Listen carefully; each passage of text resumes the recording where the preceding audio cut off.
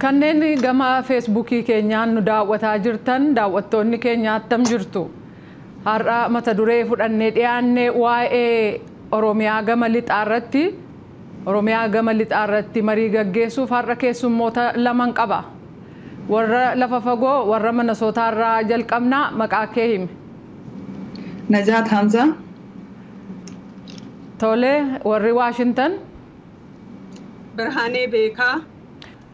Adde Najaat Hamzaa fi adde Birhaanee Beekaa galatoo dhiyaachuu keessaniif maqaa daawwattoota keenyaan hedduu galatooma.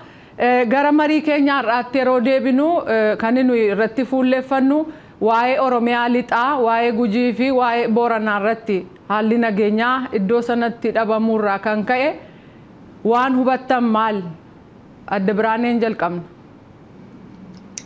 Hayyee jaalannee fi tunni VOA galatoomaa. Egaa waliigala haalli nageenyaa biyya keessa jiru waan dhageenyurraati wanti namatti hin tolle baay'eetu jira. Sanuu yeroo kana ani akka ilaalcha kootti qabsoo hadhaa goonee karaa nagaatiin alatti fixannee ofii keenyaa fi sabaaf sablammiin biyya Itoophiyaa waliigala sirna nama nyaataa wayyaanee ofirraa ariineetoo amma yeroo bilisummaa gonfanne keessa jirran jedha.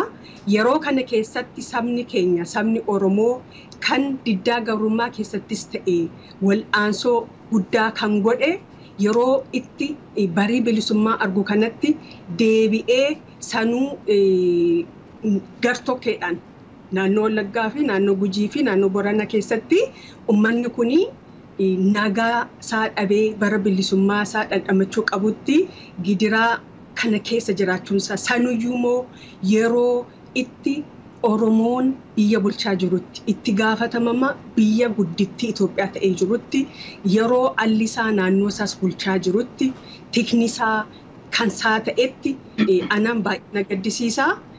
Oromoodhaa fi yeroo kanatti waraana mitiitii nagaa dhabuu mitiitii qilleensi yurra balali'uun qaban jedhaan akka kootti baay'ee waan ta'uun qabneetu ta'aa jira. Kun baay'ee nama gaddisiisa. Keessattuu uummanni keenya kun hin maluufi. Uummata keenyaaf nagaatu malaa fi nagaan bahanii galuu mana barumsaatti ijoollee isaanii gaggeessanii simachuu waan kana dura ta'eerraati nagaa kana caalu argachuutu irra jira isaaf malaa. Kanaaf waliigala wanti yeroo kanatti yeroo bilisummaa keessa jirutti waraanni Oromoofis hin malu, biyyittiifis hin malu, addunyaafis hin maluun jedhani. Adde Najaat isinoo maal jettu? Tuutni VOA fi adda jaalannee hedduu galatooma. Ani waan hin jiru maali haalli uummanni Oromoo keessa jiru hedduu nama gaddisiisa.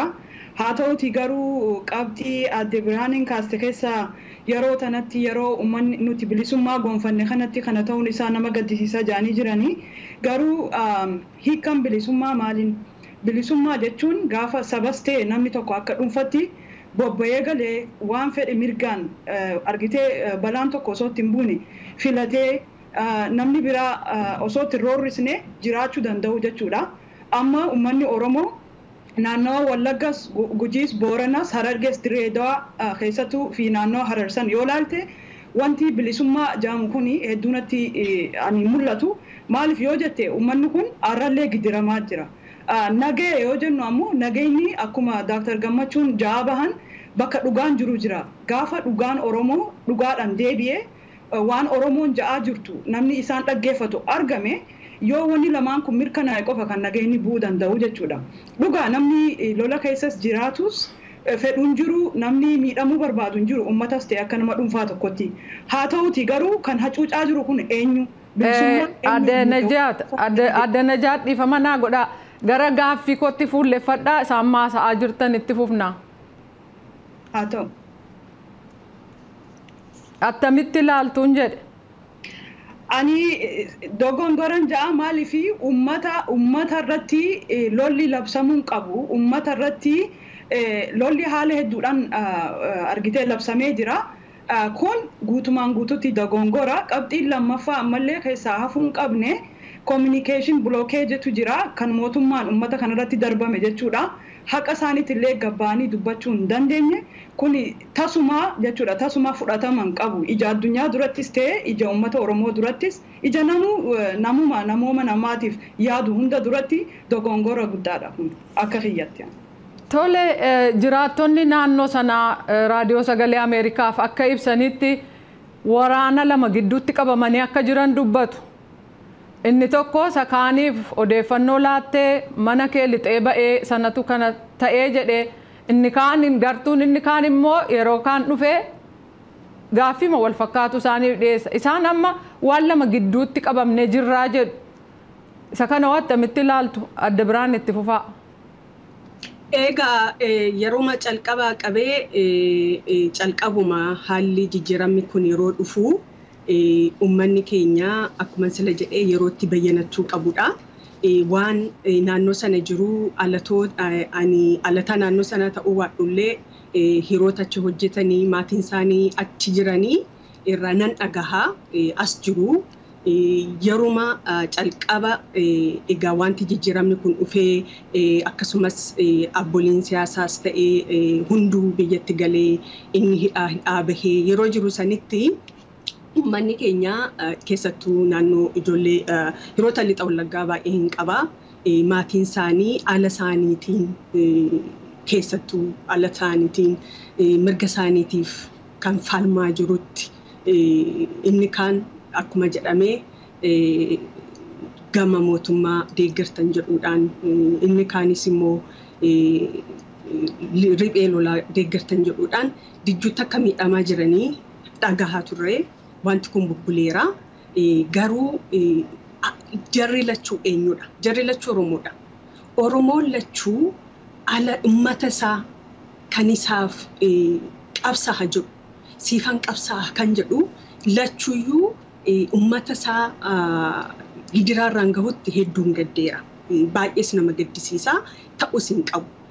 Kanamoo an akkittiin itti ilaalu calqaba wanti kun gaafa ta'u egaa mootummaan karaa nagaan hiika jedhee jaarsummaa taa'aa turanii jarri keenyas akkasumas immoo gamni kaanis immoo gartokkeen hiikkatee gartokkeen hafee jira.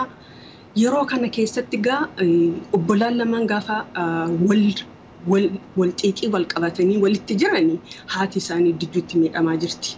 Miidhamaa jirtis turteesi.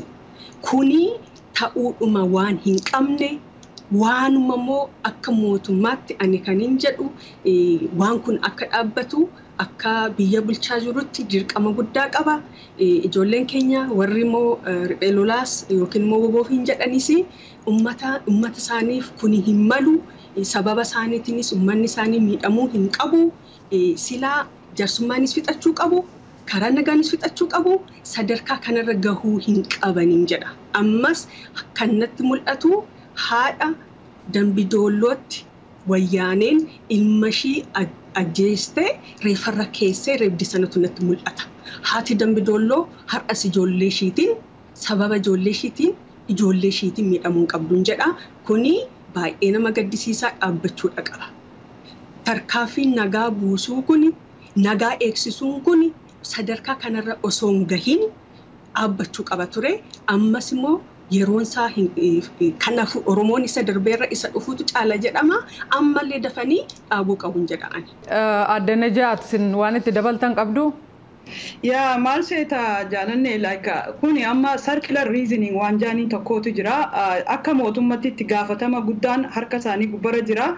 Foorsii lama wanni jaamu kuni yoo akka mootummatti isaan jara kanaa wajjin wal ta'uu dhabanii sababaa kamitti kan uummanni communicationii irraa citee dukkana keessatti weeraramaa jiru jechuudha. So maali quba walitti laatuu fi wabootu kana godha. Waboonis uummata gidiraa jira nutis maal wanni jaamu kuni fudhataman qabu. Yoo akka mootummatti biyya bulchaa jiran ta'e as qofaa miti bakka hedduu akka fakkeenyatti ilaaluu ni dandeenya. Oromoo biyya bulchaa waan jaamu qofaaf ammoo mirga Oromoo gaafii Oromoo maalummaa Oromoo eenyummaa Oromoon itti qabsaa'aa asiin geemmoo mulqamee lafa kaamuun irra hin jiraatu. Gaafii poolitikaa argitee waraana waboos ta'e mootummaa jidduu jiru akka hedduutti hiikuu danda'an. Uummata irratti duuluu garuu namni akka illee mirga hin qabu jechuudha. Yoo mootummaa kana ofiin jiru ta'e wanni amma jiru kuni. Haa ta'uti garuu wanni fudhatama hin qabne tokko waraanni adda bilisummaa Oromoo dhugaadha. Yes, Oromoo ofiin qabsaa'aa jeeti kan gaara jiru sababa uummatatti qabsaa'us hin qabu. Ilaa amma isaan afaan isaaniitiif warra mootummaatii fi warra mootummaa deeggaraniin ala kan ta'e yeroo hedduu wanni achirraa qabatamaan gabba'u kan isaan komatuudha malee gara kana kan komatu miti. Haa ta'uti garuu yes lamaanuu Oromoodha. Uummanni kunis wanni isaan gaaratti didanii fundamentally maali jennee sanillee dhaabbannee ilaalutu nurra jira jechuudha. Maal jennaan amma yeroo ammaan tanatti gaafii gurguddoon Oromoon lafaa kaaftee akkuma sinjee kan nageenyi sanirraa burquu qabu tokkittiin dawaa deebi'aan jirtu inumaatu tokko tokkoon gaafiileen sun haqamaa deemaa jirti. Wanni akka eenyummaa Oromoo, sabboonummaa Oromoo, gaafiin eenyummaa, gaafiin afaanii kun hundinuu hanga ilaa Prime Minister keenyarraa hanga jalatti gaafii keessa yeroo gale kana keessatti Oromoon maaliif defend of godhe jedhee namni uummata irratti lola banuun sirrii mitiin jira. Fakkeenyaaf amma naannoo Amaaras yoo laalle, naannoo Tigraayis yoo laalle, namu humna kan seeraa kan ta'in milishas ta'e maal humna hidhata qaba. Maaliif Oromoo irratti xiyyeeffannoon dila kana barbaachise? Takka faansanii lammaffaan ammoo yoon Oromoon akka Oromootti of beeke ammoo ummanni kun maal barbaada? Ummata kanaaf hin hojjedhe yoo jette ammoo dirqama waan ummanni barbaadu nagaas dabalatee irratti hojjetta malee waan Oromoon hin feene irratti halkaniif guyyaa bobbahame kun ammoo hidhatee maaliif gaara ta'a jechuun hedduu nama dhiba. Maaliif waliigalatti yoo mootummaan kun waan hidhate hunda kaasuun qaba kasiiraan araa hajootaat kanama hundaatu kanaannoo hundaatu waliin dhaabuu qaba jechuudha. Maaliif Oromoon qoftiinii kophatti mulqamtee kophatti dararamti haala kana keessatti. Tole gara keessumaa Wallaggaa dhiyaatti yoo deemne humni hidhataa adda adda jira. Fakkeenyaaf abbaa torbee jedhanii kan of moggaasanii feesbuukii irratti akeekkachiisa kan namaa kennan tarkaanfii fudhanna jedhanii gaafa fudhatan immoo fudhanneerraa jedhanii kan dubbatan jiru. Waraanni mootummaa jira, poolisiin Oromiyaa jira, humni addaa Oromiyaa jira, waboon jira. Inni kun hundumtuu wal duukaa tocho'ees dhiisees mootummaan humna hidhatee jedha. Isa kan attamitti ilaaltu? Humni hidhatee isa kam? Biraan. Egaa humni hidhatee hunduu karaa nagaa dhiisee karaa humnaatiin yookiin karaa qawweetiin waan an dhabeendeeffadha'ee kan bosona keessas jiru, kan uummata keessas socho'u, kan yaadaan karaa nagaatiin karaa itti walii galameen kan hin deemin hunduu hidhataadhuma. Hidhataa kana keessa immoo kan nuti dagachuu hin qabne yeroon kun yeroo jijjiiramaati. Jijjiiramni gaafa ta'e hundeedhaan sirni duraan jiru buqqa'ee haaraa isa qabsaa turetu ufee lafa kaahee miti. Waan hunduu bakkuma jirutti kan jijjiiramni kun dhufe. Kana jechuun kan Oromoodhaan duraanis falmaa ture, kan Oromoo duraanis hidhaa ture, kan Oromoo duraanis ajjeesaa ture achuma keessa jira jechuudha. Mootummaa kana keessas immoo kan jiru kan ittisa raayyaa biyyaas hoo jenne guutumaan guutuutti harka dhibbatti Oromoo fi alataa Oromoo fi Oromoodhaaf kan quuqamu jennee fudhachuu hin dandeenyu. Yeroo kana keessatti jijjiirama kana gufachiisuudhaa fi kan hojjetu hedduudha jechuudha. Nuti akka Oromootti ani akkitti nutti ilaalu waan jijjiiramni kun akka bakka hin geenye akka Oromoon illee waan hafe karaa nagaa isaatiin dafee filannoo kanaan waan bira ga'uu qabu akka hin geenye gufuu ofumaaf ofitti ta'aa jirran jedha. Osoo nuti waan kana naannoo lixaattis haa ta'u gujiittis haa ta'u ani akkin dhagaheetti akkin qo'a qabutti akka karaa lolaatiin socho'aa kan jiru kan miidiyaarra jiru ifaan ifatti naannoo Wallagga lixaa Boranaa fi Gujiidha. Naannoo biraa hin dhageenye. Hidhataniituma warri hidhatanii warri Gumboo Sabaattis galaniiru, warri Sumaalee Liberationis galaniiru akkuma keenya isaanii uummata lolaa akka keenya kana lolarra jirra labsee naannoo qabanneerra jedhu amma fagoo miti amma fakkeenyaaf kan dhiyoo kana warra lolarra jiran keessaati caasa mootummaa nuti to'achaa jira kan jedhame dhiyooma kana kan miidiyaarra dhagahee jechuudha. Kan akkasitti labsanii dhageenye. Nuyi akka Oromootti waliin qabsoofne Wallaggi qofaatti waan bar qofaatti gaafatu hin qabu. Booranni qofaatti waan gaafatu hin qabu. Gujiin qofaatti waan gaafatu hin qabu. Oromoon akka Oromootti waan dhabnes waliin dhabne yeroo qabsoofnus waliin qabsoofne yeroo moo waan hafe gaafannus walumaan gaafanna. Qobaatti naannoo kana fi uummata kana dijjuutti lolli hin barbaachisu. Waan barbaannu sana karaa nagaatiin akka calqabametti akka argannu irratti hojjechuudha malee kamtuyyuu karaa nagaa ala kan socho'u qawwees haa qabatu hamtus haa qabatu karaa nagaa alaan waan mirga koo waan naftee indeeffadhee kan socho'u hunduu sirna ablummaa keessa jira karaa isaatti deebi'uu qaban jedha hunduu tokkuma anaaf. Aadde Najaat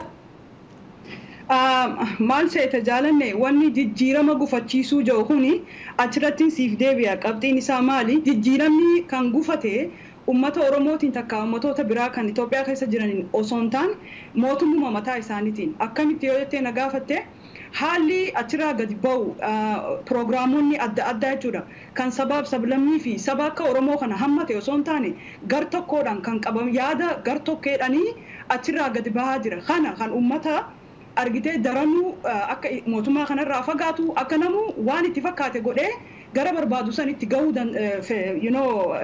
gahuu isaan barbaachisu namni kan murteeffatuuf fakkeenyaaf amma dubbii afaanii dubbii eenyummaa dubbii argitee Oromiyaa taateetti fufu yeroo ammaan tana kana gaafii keessa galchee mootummaa kana mataa isaati jijjiiramni kun gaafa dura eegalee namu optimizima irraa qabaachuu turre maaliif maybe wanni kun gaafii keenyas hanga tokkotti deebisee mootummaan ce'umsaa kun achi siqee namuu san booda waan barbaade filatee then biyya walii keenyaaf taatu ka hundi keessatti of argu ni jaarraa waan jiru ture hawwiin amma wanni deemaa jiru ummata Oromootiif naatu si beeka afaanatti baruu qabdu kana eenyummaa kan kee tokkummaa Itoophiyaa fiduu danda'u haala kanaan jalatti hirmaatu jirtaa jaamaa jira malee ummanni Oromoo isin dhageenye nulleen Oromoo akka keessaniiti sabni kun qabsaa'as gee waan qabsaa'eef kana argatuu qaba haala kanaan irratti hojjetu jirra jedhee mootummaan ummata amansiisee hin jiru amansiisatis hin jiru amansiisuuf illee karoora hin qabu jechuudha so haala kana keessatti waa'ee nagayaa fi waa'ee maalii hidhachuu dhabuu eenyutu gaara jira maaliif gaara jira kan jiru kana kaasuun hedduu nama dhiba maaliif sila arra mootummaan kun jijjiirama kana jijjiirama ta'utti hubatee eenyu jijjiirama kana qabsoodhaan akkas fidu kabajaa itti kannee jechuudha ummata Oromoo caccabee jijjiirama kana fidee isaanillee fuulduratti as baase kanaaf kabajaa laatanii deemaa silaa turanii kun hundi dhufu jechuudha so maal yoo ummanni kun dhagayamaan jirre yoo lolli bakka adda addaatti irratti labsamaan jirre maaliif namuu mirga ofiitiif falmuu san itti fufaa jechuudha. Amma adda birhaanee maal jette Booranaa fi Gujii fi Wallaga keessa malee lolli bakka biraatti hin dhagayamne lolli akka hedduudha. Lolli qaama lamaa sadii akka isin amma jettan kana qaamni adda addaa kan walitti banee wal loluu fi lola uummata irratti lobsameetu jira. For example anu magaalaa Direedawaa keessaa hin dhufa biyyatiyyaa jechuudha. Ummanni Oromoodhaa achi keessatti gidiraa kanan jenne argaa jira gaafa isaanillee dhiyoo dhaqan ummanni kun itti iyyate jechuudha kun hundi maali bakka hundattuu dismantilment security'n ni fi haala fi heera fi akka biyyiti sun itti bultu caccabaa deemaa jira jechuudha so santu duramoo argitee ideology gaggeessuu takka jijjiirama tiisuu wanti jedhamu kanaatu dura nagaya ummataatu dura jechuudha nagaya ummataa dursuun ammoo ummata dhagayuu waan ummanni itti qabsaa'e san guututti deebisuu baatanillee kallattii takka qabsiisanii asirraan geenye jee namni uummata Oromootiif kabajaa godhee itti dubbataa jiru hin jiru dhukkubni Gujii fi Wallaggaa fi bakka biraattis mul'atu kanuma jechuudha so jijjiirama kan gufachiise uummataa miti mootummaadha. Gaaffii biraattiin ce'a fakkeenyaaf amma lafa rakkinni kun jira jedhamutti jiraattonni qonnaa qotachuu hin dandeenye jedhu ijoollee barsiifachuu hin dandeenye.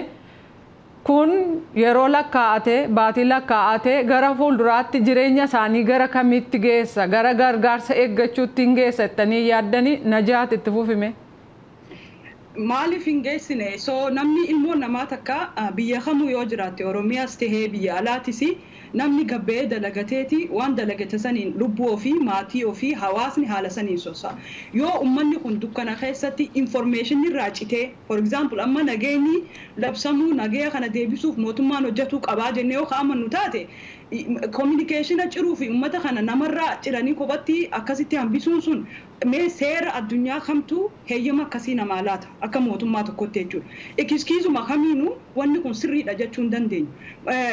Argitee soo haala kana keessatti dalaguun hin ta'u yoo lafa qonnas ta'e daldalas ta'e maal sosoon hin danda'amu jechuudha. Maaliif seeftiin namoonni gabbaanii ol galuudha waan gaafii keessa galee jiruuf. Soo yoo haala kanaan katti fufan taate kaznaan kophatti manaan midhaanis ta'e maal jiruuf waan hin jirreef booddee harka namaa laaluun isaaniin ooluu jechuudha. Bakka nageenyi jiru daldalli jiraata waan ta'eef. Adde Biraane. Egaa waliigala naannoo lixaa irra deebinee hoo kaasnee iddaa daldallis dhaabbatee iddaa caasaan nuti mootummaa sochii dhaabee tureera amma gara waggaa tokko ta'eera. Deebi'ee buqqaatiitu ture. Kan immoo daldalaa ta'anii ganzabaa waa qabaatanii gidiraadhuma jiru sana baqatanii kan ol baqatanii keessaas jiru. Gidiraan idda ta'e tureera. Gaaffiin jirtuutu gaaffii gidiraa kana keessatti nu gashee sanii karaa nagaatiin maaf deeffachuu dadhabne gaafachuu dadhabneedha. Ani waraanni nu barbaachisu. Bilisoomneerraa bilisoomneerra bilisummaan akka qabdi bilisoomneerra gaafa jennu durii qaamni siyaasaas haa ta'u hoogganni siyaasaa haa ta'u biyya san keessatti galee ka hojjetu keessattuu kan akka adda bilisummaa Oromoos ta'e kan biraa hin turre amma galaniiru biyya keessa jiru. Hunduu aktivistiin biyya keessa jiru. Jarri kun waan dhaban sani taa'anii mari'atanii argachuu karaa nagaa argachuudhaan waan bira gahuu qaban sana gochuu qabu malee waraanuma keessa seeninuu sirrii hin turre ummanni kana caalaa ni miidhama. Ummanni hojii isaa hin hojjenne ummanni qotiisa isaa hin qotachaa hin jirre daldala isaa daldalachaa hin jirre isa darbee miti ammayyuu miidhamaa jira. Isa dhufuttumoo ammuma kana hoo hin dhaabbatini kana caalaa miidhama. Kun gaaffii waan wal gaafannuu miti. Hagammaa waan inni fide argaa jira dhagahaa jirra. Achi keessa hoo jiraachuu baanne qaamni keenya Ameerikaa jira qalbiin keenya biyya jirti. Hin dhageenya karaa hundaanuu maatii moo achi keessaa kan qabantu jiru kan gidiraan kun irra gahaa jiru har'alleetu jira. Ilmoo isaatiinis haala gaanillee kana keessa kani sila Oromoon maal jedha daandii sareen saaqxeeyyi waraabessi keessa hulluuqaa jedhani. Numatu rakkoo qaba numatu kan ofitti fide ammallee waraanni deebii nuuf hin fidu. Waraannee miti kan nuti wayyaanee kuffisne karaa nagaa qabsoofneeti. Amma moo kan afaan tokko dubbatu qabna kan saba tokkoof hojjetu qabna. Gubbaa haga gajjallaa isa darbe xiiqii darbe haloo darbe dhiifanii akka saba Oromootti hundumtiyyuu inni kan Finfinnee keessa nagaan taa'ee inni kaanii yeroo kanatti ummata koofanii gaaffii hafeen deebisa jedhee bosona keessatti waan du'uufis hin qabu. Anaaf lachuu saba kooti lachuu qaama kooti. Anaaf mootummaanis qaama kooti Oromoodhaan nan jaaladhaan nan deeggara inni bosona keessa jirus qaama kooti Oromoodhaan nan deeggara hundumti isaaniitu anaaf qixxeedha. Tokko ofitti qabee tokko achitti kan hin qabu madaa isaaniitu na gubaa jira. Ana dabalatee waan yeroo kanatti ta'uu qabu gochuu qabna. Yeroo kanatti maan sirna dimookiraasii ijaaruu sirna dimookiraasii kana gadi teenyee ilmaan ayyaa ilmaan ijoolleen afaan tokko dubbattu ijoolleen saba tokkoof quuqamtu gadi teenyee haasofnee fala karaa nagaatiin fiduu qabna. Karaa waraanaatiin falli nuti finnu hin jiru kan nuti finnu boocha haadhaati. Boocha haadhaa sana immoo dhaabuudha qabnan jedhaan hin gaha. Tole gara gaaffiitti aanutti ce'aa jecha Adde Biraaneen jedhan keessaa sirreessuudhaa fi addi bilisummaa Oromoo waraana bilisummaa Oromoo wajjin hidhata akka hin qabne beeksiseera. Kanadha. Gaaffiin biraa naannoo rakkinnitti dhalate kana keessa sooreyyiin jiranii maatii isaanii fudhatanii keessaa ba'aniiru.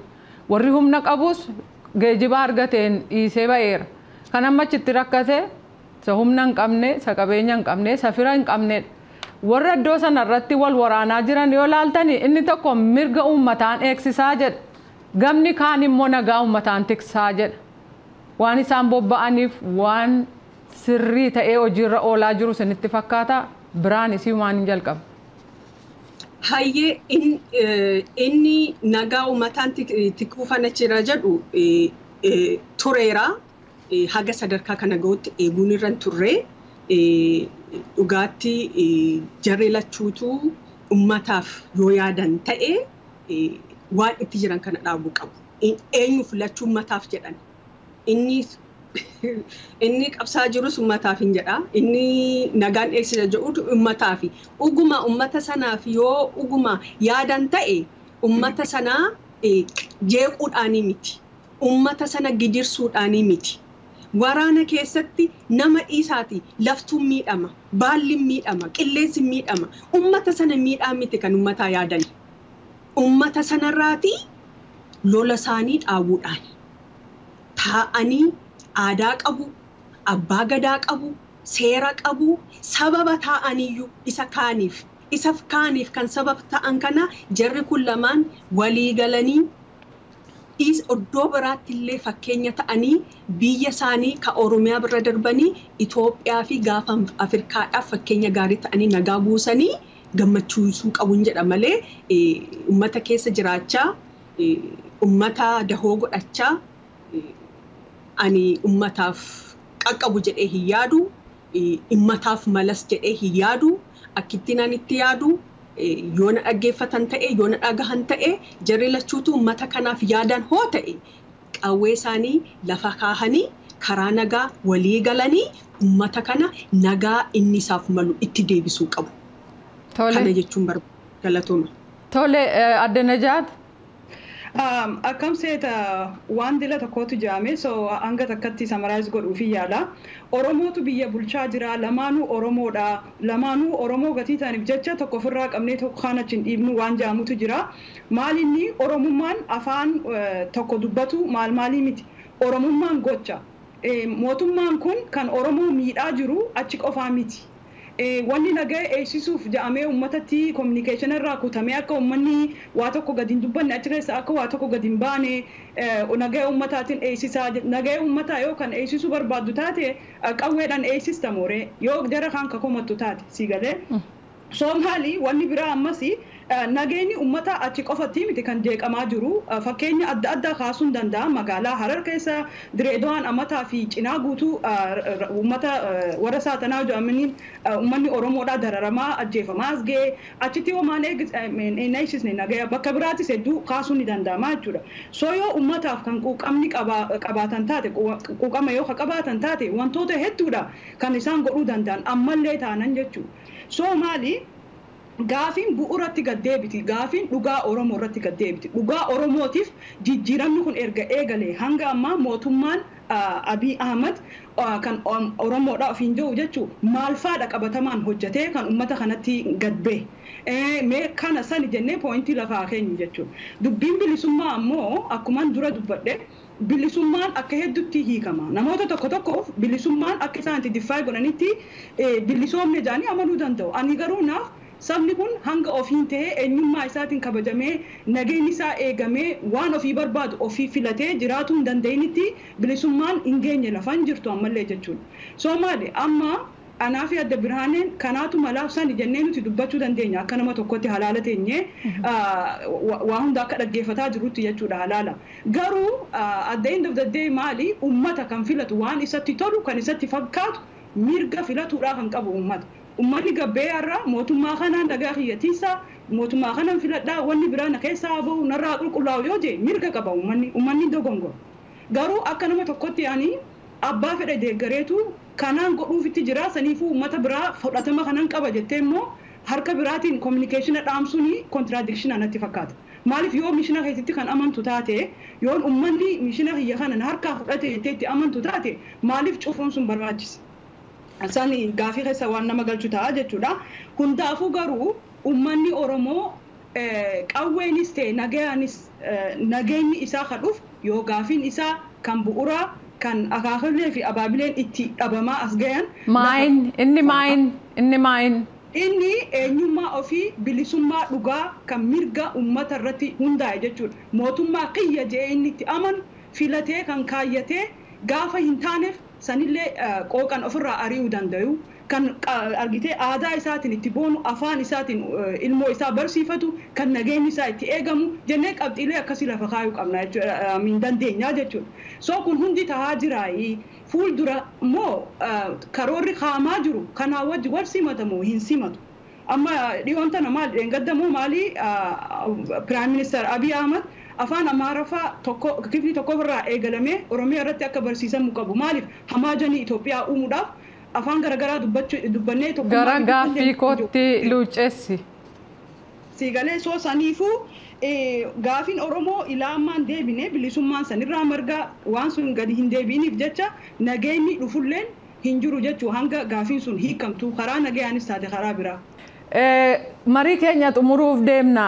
Dhumarratti warri hidhattoonni kan jedhan qaamni sadaffaan lafa jirutti dubbannuudha.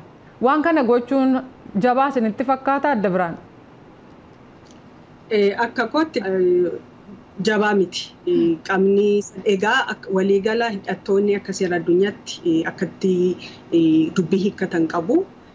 Mootummaan kunis gama isaaniitiinis qaama sadaffaa akka Oromootti isaanuu obbolaa lamaanii isaan gidduutti qaamni sadaffaa hin barbaachisuun jedha akka Oromootti. Garuu haala moo dubbii adda ta'een yookaan immoo haga kana duraa kan ta'ee jiru Oromoo gidduutti warri abbaa gadaa haadha siiqqeetu bahee araarsee hin milkoofnee tarii yeroo qaamni sadaffaa gidduutti argamee qaamni sun filata hoo ta'e inni ilma isa kan saarra abbaa gadaa saarra nama sadaffaa qaama sadaffaa yeroo jedhaan ani akka inni itti hubadhu tarii faranjii jechuun natti fakkaata. Egaa isaan lamaan waliin taa'anii haasa'anii afaan walii beekan aadaa walii beekan rakkoo walii beekan walii galuu dadhabanii qaamni sadaffaa yoo dhufe walii galuu hin jedhu. Maaliif diddaa walumaa keessa jirti jedhee tan hubadhaan. Najaatitti dabaliitii nan xumuraa.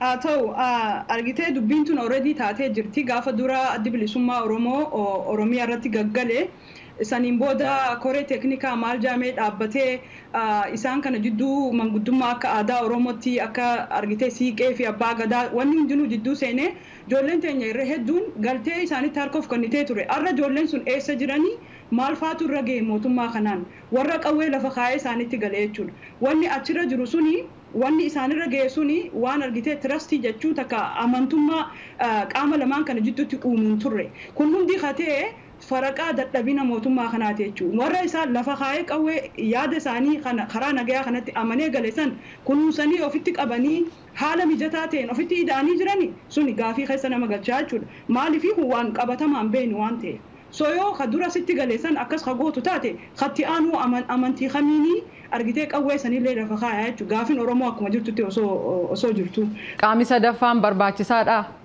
Qaamni sadaffaa wanni jaamu kuni barbaachisaa miti because tanaan duras qaamni sadaffaas afuressaas taa'ee maali dubbiin bu'uuraa wal tahuu fi walii galuu fi wal hubatuu dhabuun hanga jirutti qaamni sadaffaa miti 13ffaa yoo finneewu jechuudha.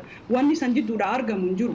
Jarri kun lamaanuu maali isaanis yoo jallate jiraate gara mootummaatiinis kararratti deebi'ee uummanni kun maal barbaada jee erga waan san kabajaan fudhateen booda karri kunis hasaniif lolaa jiru argitee walitti dhufuu danda'anii jechuudha. So pointiin achi gubbaadha malee namni sadeessaaf afuraffaa waan jaamu kuni dila sunda barbaachisaa miti. Gaaffiidhumaa yeroo kootu ga'ee dhiifama qawween deebii ta'a Adde Biraan eeyyee lakki. Lakki. Adde Najaat.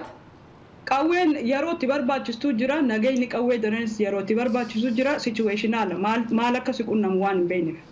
Tole Adde Biraanee Beekaa Galatoo Waashingtan DC irraa Adde Najaat Hamzaa Minnesota irraa deebiinaa laattaniif maqaa raadiyoo sagalee Ameerikaan hedduu galatoomaa. Galatoomaa.